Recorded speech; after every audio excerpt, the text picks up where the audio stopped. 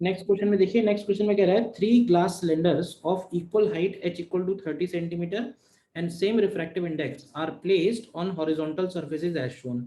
इन सभी को हमने हॉरिजॉन्टल सर्फेसेज पे रखा हुआ है। Cylinder 1 has a flat top, cylinder 2 has a convex top and cylinder 3 has a concave top.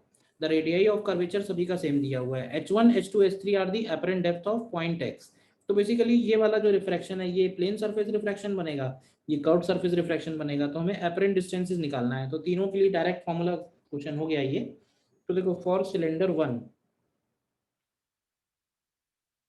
For cylinder 1 हम लोग डायरेक्ट लिख सकते हैं कि जो अपरेंट डेप्थ होगा वो हो जाएगा रियल डेप्थ अपॉन म्यू, क्योंकि ये प्लेन सरफेस रिफ्रैक्शन का केस है। तो ये हो जाएगा h अपॉन म्यू। तो h की वैल्यू 30 है और म्यू की वैल्यू 1.5 है, तो ये सीधे सीधे 20 सेंटीमीटर हो जाएगा। तो ये एक तरह से h1 की वैल्यू हो गई।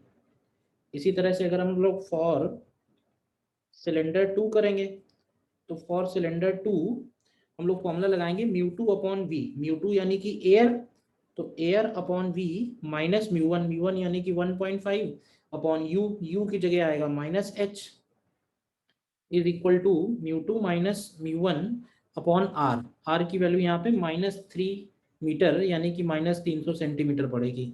तो यहाँ से अगर हम लोग v की वैल्यू निकालते हैं तो ये v की वैल्यू निकल के आती है 20.689। तो ये एक तरह से H2 हो गया। तो H2 H1 से ज़्यादा आ रहा है। और इसी तरह फॉर सिलेंडर 3, फॉर सिलेंडर 3 अगर देखेंगे तो होगा 1/v minus 1/u, mu 1/u, u की जगह फिर से वही आएगा, बस फर्क r में पड़ेगा। तो 1 माइनस 1.5 अपॉन प्लस 300 हो जाएगा यहाँ पे। तो यहाँ से अगर हम लोग v की वैल्यू निकालते हैं तो ये 19.354 आएगी, यानी ये H3 की वैल्यू हो गई। ध्यान से देख लो। तो सीधे सीधे हमारे पास H1 H2 H3 आ गए हैं। तो हम लोग ऑप्शन देख सकते हैं कौन कौन से सही आएंगे। ठीक है ना। एक ऑप्शन तो यही सही आ रहा है कि H2 is greater than H1 आ रहा है। अच्छा, H2 is greater than H3 भी आ रहा है। H3 ग्रेटर देन H1 सही नहीं आएगा। और H2 माइनस H1 का जो वैल्यू है वो 0.689 है। तो ये 0.8 और 0.9 के बीच में तो नहीं आ रहा है। ठीक है।